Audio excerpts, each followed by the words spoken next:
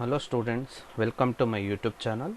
I am Manjunathan, Assistant Professor in Commerce, GFGC, Bangaru Tirupati, Kolar. ಇನ್ನು ನನ್ನ YouTube ಚಾನಲ್ಗೆ ನೀವು ಸಬ್ಸ್ಕ್ರೈಬ್ ಮಾಡಿಲ್ಲ ಅಂದರೆ ಸಬ್ಸ್ಕ್ರೈಬ್ ಆಗಿ ಹಾಗೆ ಅಲ್ಲಿ ಕಾಣುವಂತಹ ಬೆಲ್ ಐಕಾನ್ ಮೇಲೆ ಕ್ಲಿಕ್ ಮಾಡಿದ್ರೆ ಸೊ ನನ್ನ ಚಾನಲ್ಗೆ ಅಪ್ಲೋಡ್ ಆಗುವಂಥ ಮುಂದಿನ ವಿಡಿಯೋಗಳ ಬಗ್ಗೆ ನೋಟಿಫಿಕೇಷನ್ನ ಪಡ್ಕೊಳ್ಬೋದಾಗಿದೆ. Series 4 of the business taxation, where in the assessment of companies we will learn the deductions concept which are applicable to the assessee where only it is a company. In the earlier series 3 video we have learned the depreciation concept under section 32. In this series we will learn the under section 80G, 80GGB, 80IA, 80IB of Income Tax Act 1961. So ಇಲ್ಲಿ ಅನ್ಕೋಬೋದು ಏನು ಬಾಪ ಬರೀ only 4 sections ಮಾತ್ರ apply ಆಗುತ್ತೆ ಅಂತ. So N number of the deductions are eligible for the company SSC, but as far as the 6th semester BCom, the business taxation subject, the syllabus is concerned, only 4 sections are referred in the or specified in the syllabus. So ಏನು syllabus point of view orientation ಇಟ್ಕೊಂಡು ಈ ಡಿಡಕ್ಷನ್ಸ್ನ ನಾನು ಇಲ್ಲಿ ಮಾಡ್ತಾ ಇದ್ದೀನಿ class. So where the 80G, 80GGB, 80IA, 80IB of the section are applicable only for the company SSC for the relevant assessment year is 2019-20. So before going to the deductions, we must know what are all the basic governing rules of the deduction under section 80C to 80U. The aggregate amount of deduction from section 80C to 80U cannot exceed gross total income. So ಏನು gross total income ಇರುತ್ತೆ ಅದನ್ನು exceed ಆಗಬಾರ್ದು. Within gross total income ಎಷ್ಟಿರುತ್ತೋ ಅಷ್ಟು ಮಾತ್ರ deduction claim ಮಾಡ್ಬೋದು. For a corporate SSC 80G ಇಂದ deduction eligible ಸಿಗುತ್ತೆ. No deduction can be claimed from long term capital gain. So long term capital ಗೇನಿಂದ ಯಾವುದೇ ರೀತಿ ಡಿಡಕ್ಷನ್ಸ್ ಇಲ್ಲ, because it is specially taxable at 20%. Short term capital gain liable for STT, securities transaction tax ಏನಿದೆ ಅದು ಕೂಡ not liable, ಈ ಯಾವುದೇ ಡಿಡಕ್ಷನ್ಸ್ನ claim ಮಾಡೋಕ್ಕಾಗಲ್ಲ. ಅದೇ ರೀತಿ ಕ್ಯಾಶುವಲ್ ಇನ್ಕಮ್ಸ್ ಏನು winning from lottery, winning from horse race or other card games ಎಲ್ಲ ಏನಿರುತ್ತೆ ಅದರಿಂದ ಯಾವುದೇ ರೀತಿ ಡಿಡಕ್ಷನ್ ತಗೊಳಕ್ಕಾಗಲ್ಲ. So this section 80G and 80G respect to the other then company is can be claimed only after claiming all other deduction under section 80. So 80Gನ ಎಲ್ಲ section eligible ಆದಮೇಲೆ ಉಳಿದ್ರೆ ಇನ್ಕಮ್ನ ಲೆಸ್ ಮಾಡಬೇಕಾಗತ್ತೆ. So while computing 80IA, 80IAB, 80IB, 80IC, 80ID or 80IE and other deductions, so written off income na ನಾವು due date ಒಳಗಡೆ file ಮಾಡಬೇಕಾಗುತ್ತೆ as per section 139 subsection 4. For a corporate SSC, the due date for filing the written off income is 30th September in the assessment year. Section 80G deduction. So deduction in respect of donation. So this ಏನು company ಡೊನೇಷನ್ಸ್ನ ಕೊಡ್ತಾರೆ ಅದಕ್ಕೆ ಇಲ್ಲಿ ಡಿಡಕ್ಷನ್ಸ್ನ claim ಮಾಡ್ಬೋದಾಗಿದೆ. So already in the deduction chapter where in the assessment of individual deductions under section 80C to 80U, so ಅದರಲ್ಲಿ 80G ಸೆಕ್ಷನ್ನ in detail cover ಮಾಡಿದ್ದೀನಿ. So here the YouTube link is given and same ಈ ಲಿಂಕ್ನ ನಾನು description ಬಾಕ್ಸಲ್ಲಿ upload ಮಾಡ್ತೀನಿ. So ನೀವು ಆ ಲಿಂಕ್ ಯೂಸ್ ಮಾಡಿಕೊಂಡು 80Gನ ಸೊ ನೀವು ಅಲ್ಲಿ ಕಲ್ತ್ಕೋಬೋದು. ಆಲ್ರೆಡಿ 80G ಕಲ್ತ್ಕೊಂಡಿದ್ದೀರಾ, ಮತ್ತೆ ಇನ್ನೊಂದು ಸಲ ನೀವಲ್ಲಿ ರೆಫರೆನ್ಸ್ ಮಾಡ್ಕೋಬೋದು. So 80G is deduction in respect of donations. So section 80GGB. So here deduction in respect of contribution given by companies to political parties or an electoral trust. So as we see in the deduction under section 80G in the governing principles, so 80G whatever the donations given to a political party does not cover under section 80G. So it is specifically covered under section 80GGB. Like for the individual SSC and the other SSC other than company, we have seen 80GGC covers the same provision, where any sum contributed by the SSC during the previous year to any political party registered under People Representative Act or an electoral trust shall qualify for the deduction under this section, that is 80GGB. This contribution may be in the form of any advertisement given in the souvenir, pamphlet or brochure or journal which is owned by a political party, and whatever the amount of donations given to a political party, 100% is allowed as deduction only when if the payment is made through other than cash, that is via demand draft or via check. That should be crossed check. From the assessment year 2014-15, no deduction is allowed in respect of the sum contributed by way of cash. It means it should have been made only through other than cash. So payment ಏನು political party R electoral ಟ್ರಸ್ಟ್ಗೆ ಏನು pay ಮಾಡಿರ್ತಾರೆ that is donation. ಅವರ pamphlets ಇರ್ಬೋದು, journal ಇರ್ಬೋದು, ಬ್ರೌಷರ್ ಇರ್ಬೋದು, ಸೊವೆನೀರ್ ಇರ್ಬೋದು, ಅದಕ್ಕೆಲ್ಲ ಏನಾದರೂ ಕಾಂಟ್ರಿಬ್ಯೂಷನ್ ಮಾಡಿದರೆ 100% ಡಿಡಕ್ಷನ್ ಸಿಗುತ್ತೆ. ಬಟ್ ದ ಪೇಮೆಂಟ್ ಏನು ಕ್ಯಾಶಲ್ಲಿ ಪೇ ಮಾಡಬಾರ್ದು, ಅದರ್ ದೆನ್ ಕ್ಯಾಶ್ ಅಂದರೆ ಕ್ರಾಸ್ ಚೆಕ್ ಇರ್ಬೋದು, ಡಿಮ್ಯಾಂಡ್ ಡ್ರಾಫ್ಟಲ್ಲಿ ಏನಾದ್ರು ಪೇ ಮಾಡಿದ್ರೆ ಸೆಕ್ಷನ್ 80 GGBಯಲ್ಲಿ ಡಿಡಕ್ಷನ್ ಸಿಗುತ್ತೆ in respect of the donation given to politics or an electoral trust. Next, section 80 IA.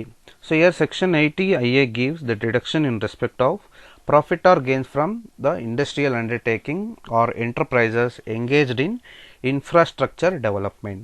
So ಇಲ್ಲಿ ಒಂದು ವೆರೈಟೀಸ್ ಆಫ್ ಇನ್ಫ್ರಾಸ್ಟ್ರಕ್ಚರ್ ಫೆಸಿಲಿಟೀಸ್ ಕೊಟ್ಟಿದ್ದಾರೆ 80 IA ಯಾವ್ದು ಫೆಸಿಲಿಟಿ ಮತ್ತು ಏನು ಅಮೌಂಟ್ ಆಫ್ ಡಿಡಕ್ಷನ್. ಸೊ ಇದಕ್ಕೆಲ್ಲ ಕೂಡ ಇಂಡಿವಿಜುವಲ್ ಆಗಿ there are detail several conditions are there, but as per as the theory is concern I am giving only the what is the percentage of deduction, how many years, assuming all the conditions. So ಇದು in detail ತಿಳ್ಕೊಳ್ಬೇಕಂದ್ರೆ ಜಾಸ್ತಿ ಆಗುತ್ತೆ, but ನಿಮಗೆ ಪ್ರಾಬ್ಲಮ್ಸ್ಗೆ ಏನು ನಿಮ್ಮ degree ಲೆವೆಲ್ಗೆ ಏನು ಬೇಕು ಅಷ್ಟನ್ನು ಮಾತ್ರ ಇಲ್ಲಿ ಕವರ್ ಮಾಡಿದ್ದೀನಿ.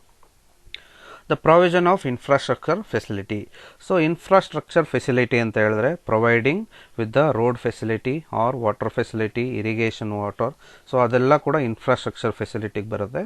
If any of your business is involved in providing the infrastructure facility, then 100% of the profit of the business for 10 years commencing from initial assessment year. So initial assessment year ಅಂದರೆ ನೀವು ಯಾವಾಗ ನಿಮ್ಮ facility complete ಆಗಿ ಆ profits earn ಮಾಡೋಕ್ಕೆ ಶುರು ಮಾಡ್ತೀರಾ, ಒಂದ್ಸಲ ನೀವು ಶುರು ಮಾಡಿದ್ರೆ ಕಂಟಿನ್ಯೂಸ್ 10 years ನಿಮಗೆ 100% ಆಫ್ ದ ಪ್ರಾಫಿಟ್ ಡಿಡಕ್ಷನ್ ಸಿಗುತ್ತೆ. Second, telecommunication services. It is also one of the infrastructural undertaking. So 100% of the profit of such business for the first 5 years starting from initial assessment year.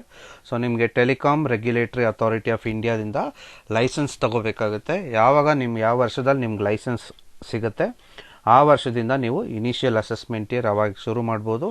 First ನಿಮಗೆ 5 yearsಗೆ 100% of profit deduction ಸಿಗುತ್ತೆ. ಅದಾದಮೇಲೆ next 5 yearsಗೆ 30% of the profit deduction ಸಿಗುತ್ತೆ. Or any industrial park. So industrial park, ಈಗ IT park, Manyata tech park ಇರ್ಬೋದು, ಇಲ್ಲ Bagmane tech park, so CVR Nagar, so ಅದೆಲ್ಲ ಏನು ಎಲೆಕ್ಟ್ರಾನಿಕ್ ಸಿಟಿ IT ಪಾರ್ಕ್ ಇದೆ, ಇವೆಲ್ಲ ಕೂಡ ಡೆವಲಪ್ ಮಾಡೋ ಫೆಸಿಲಿಟಿ ಏನಾದ್ರು ನಿಮ್ದಿದ್ರೆ, ಸೊ ಆಗ 100% of profit for 10 years starting from initial assessment year ನಿಮಗೆ ಡಿಡಕ್ಷನ್ ಸಿಗುತ್ತೆ. Next, power generation or transmission and distribution or substantial renovation and modernization of existing distance line. So ಏನಾದ್ರು power generation ಮಾಡ್ತಿದ್ದು ಇಲ್ಲ ಅದನ್ನು transmitted ಮಾಡ್ತಿದ್ದು, like ಈಗ KPCL ಇರ್ಬೋದು, Karnataka power corporation limited, or KPTCL ಇರ್ಬೋದು, Karnataka power transmission corporation limited. So ಈ ಥರದ್ದು ಏನಾದರೂ ನೀವು ನಿಮ್ಮ ಕಂಪನಿ ಏನಾದರೂ ಈ ಥರ ವರ್ಕಲ್ಲಿ ಇನ್ವಾಲ್ವ್ ಆಗಿದ್ರೆ ಆಗ ನೀವು can get 100% of profit of such business for 10 years starting from initial assessment year. Undertaking setup for reconstruction of power unit. So ಏನಾದ್ರು ನಿಮ್ಮ ಪವರ್ ಯೂನಿಟ್ ಇದ್ದು ಅದನ್ನು ರೀಕನ್ಸ್ಟ್ರಕ್ಷನ್ ಮಾಡುವಂಥ ಬಿಸ್ನೆಸ್ಸಲ್ಲಿದ್ದರೆ 100% of profit of such business for 10 years starting from initial assessment year ಇಷ್ಟು deduction ಸಿಗುತ್ತೆ section 80 IA. So majorly 80 IA is relating to infrastructure development. Section 80 IB.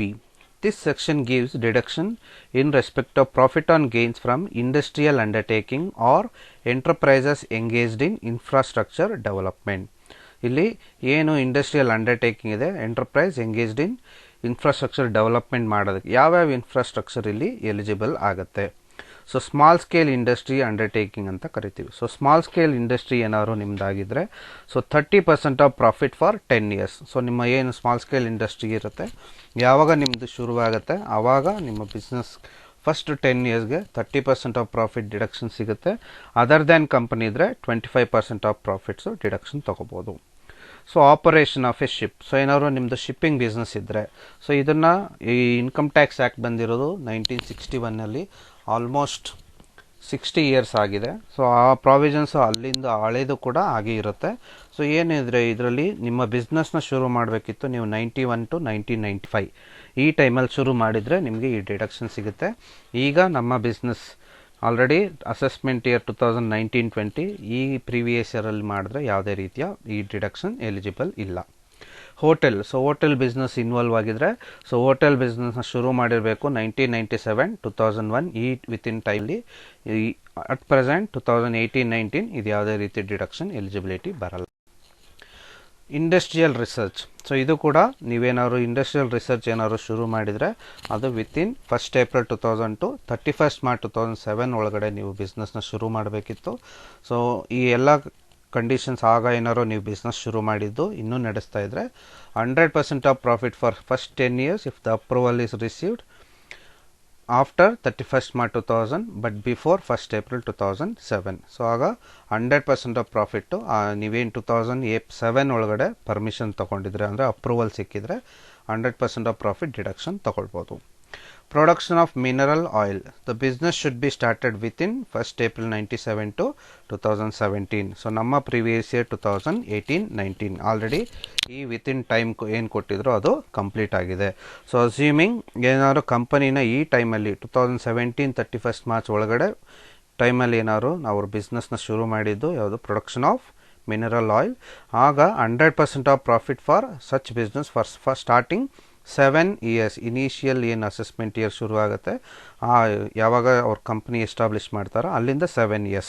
So assume ಅವರೇನಾದ್ರು 2016-17 ಮಾಡಿದ್ದಾರೆ ಅಂದರೆ 16-17 ಆ ವರ್ಷದಿಂದ 7 ವರ್ಷ 17-18 18-19 ಸೊ ಹಾಗೆ ಕಂಟಿನ್ಯೂಸ್ ಆಗಿ ಬರುತ್ತೆ. ಸೊ ಆಗ 100% ಆಫ್ ಪ್ರಾಫಿಟ್ ಡಿಡಕ್ಷನ್ ಕ್ಲೈಮ್ ಮಾಡ್ಬೋದು. Next developing and building housing projects. So ಇಲ್ಲಿ ಹೌಸಿಂಗ್ ಪ್ರಾಜೆಕ್ಟ್ಸ್ ಅಪ್ರೂವಲ್ ಆಗಿರಬೇಕು ಯಾವಾಗ 1st April 2004 31st March 2008 ಆ ಟೈಮ್ ಒಳಗಡೆ ಅಪ್ರೂವಲ್ ಆಗಿರಬೇಕು. ಸೊ ಈಗ ಅಸೆಸ್ಮೆಂಟ್ ಇಯರ್ಗೆ ಯಾವುದೇ ರೀತಿ ಡಿಡಕ್ಷನ್ ಸಿಗಲ್ಲ. Business of processing, preservation and packaging of fruit or vegetable or integrated handling, storage and transportation of food grains units. So ಇಲ್ಲಿ ಏನಾದ್ರು ಬಿಸ್ನೆಸ್ಸಸ್ ನೀವು ಅಗ್ರಿಕಲ್ಚರಲ್ ರಿಲೇಟೆಡ್ಗೆ ಪ್ರಿಸರ್ವೇಷನ್ ಆ್ಯಕ್ಟಿವಿಟೀಸ್ ಏನಾದರೂ ಮಾಡ್ತಾಯಿದ್ರೆ ಫ್ರೂಟ್ಸು ವೆಜಿಟೇಬಲ್, ಆಗ ಇಲ್ಲಿ ನೀವು ಆ ಬಿಸ್ನೆಸ್ ಶುರು ಮಾಡಬೇಕಿತ್ತು 1st April 2001 to 31st March 2009 ಈ ಡೇಟ್ ಒಳಗಡೆ ನಿಮ್ಮ ಬಿಸ್ನೆಸ್ನ ಶುರು ಮಾಡಬೇಕು. ಆಲ್ರೆಡಿ ನಮ್ಮ ಪ್ರೀವಿಯಸ್ ಇಯರ್ 2018-19 ಈ ಟೈಮ್ನ ಕ್ರಾಸ್ ಮಾಡಿರೋದ್ರಿಂದ ಯಾವುದೇ ರೀತಿಯಾದ ಡಿಡಕ್ಷನ್ ಸಿಗಲ್ಲ. ಸೊ ಇನ್ ಬಿಟ್ವೀನ್ ಆ ಟೈಮಲ್ಲಿ ಏನಾದ್ರು ನಿಮ್ಮ ಬಿಸ್ನೆಸ್ ಕೊಟ್ಟಿರೋ ಪ್ರಾಬ್ಲಮಲ್ಲಿ ಶುರುವಾಗಿದ್ದರೆ 100% of profit for first 5 years and 30% of profit for next 5 years if it is owned by A company. ಈಗ ನಮ್ಮ 2018-19 ಏನು ಅಪ್ಲೈ ಆಗುತ್ತೆ 10 years ಅಂದರೆ ಇಲ್ಲಿ ಕೂಡ ಸೊ ಆ ಟೈಮಲ್ಲಿ ಬಿಸ್ನೆಸ್ನ ಶುರು ಮಾಡಿದರೆ ಇಲ್ಲಿ 30% ಆಫ್ ದ ಪ್ರಾಫಿಟ್ಟು ನಾವು ಡಿಡಕ್ಷನ್ ಕ್ಲೈಮ್ ಮಾಡ್ಬೋದು. So multiplex theatre and convention centre, so ಈ ಅಸೆಸ್ಮೆಂಟ್ ಇಯರ್ ಇದು ಆಲ್ರೆಡಿ ಡಿಡಕ್ಷನ್ಸ್ನೆಲ್ಲ ಆ ಟೈಮ್ ಲಿಮಿಟ್ ಕೊಟ್ಟಿದ್ದಾರೆ, ಅದು ಎಕ್ಸ್ಪೈರ್ ಆಗಿದೆ. ಇಲ್ಲಿ ಯಾವುದೇ ರೀತಿಯಾದ ಡಿಡಕ್ಷನ್ ಈಗ ಅಪ್ಲೈ ಆಗಲ್ಲ. Next operating and maintaining A hospital in rural area. So rural ಏರಿಯಾದಲ್ಲಿ ನೀವೇನಾದ್ರು ಹಾಸ್ಪಿಟಲ್ ಸರ್ವಿಸಸ್ನ ಕೊಡ್ತಿದ್ದೀರಾ ಅಂದರೆ ಆ ಹಾಸ್ಪಿಟಲ್ನ ನೀವು ಕನ್ಸ್ಟ್ರಕ್ಟ್ ಮಾಡಬೇಕು ಯಾವ ಡೇಟ್ ಒಳಗಡೆ ಅಂದರೆ 1st October 2004 and 31st March 2008 ಈ 4 years ಟೈಮ್ ಒಳಗಡೆ ನೀವು ನಿಮ್ಮ ಹಾಸ್ಪಿಟಲ್ನ ಕನ್ಸ್ಟ್ರಕ್ಟ್ ಮಾಡಬೇಕಿತ್ತು. ಮಾಡಿದ್ದಿದ್ರೆ ಈಗ ನಿಮಗೆ ಡಿಡಕ್ಷನ್ ಸಿಗುತ್ತೆ 100% of profit for 5 consecutive year. So 2008ಅಲ್ಲಿ ನೀವು ಲಾಸ್ಟ್ ಶುರು ಮಾಡಿದರೂ ಕೂಡ 2013ಗೆ ಎಂಡ್ ಆಗಿದೆ. ಈ ವರ್ಷಕ್ಕೆ ಯಾವುದೇ ರೀತಿಯಾದ ಡಿಡಕ್ಷನ್ ಸಿಗಲ್ಲ. These are the provisions we have seen under section 80G, 80GGB, 80IA and 80IB. These tax provisions of deductions are applicable only for the company assessee and even these also applicable for the firm assessee. So that is in the next we are going to learn the assessment of firms. Even for the firm also these deductions are applicable. Thank you.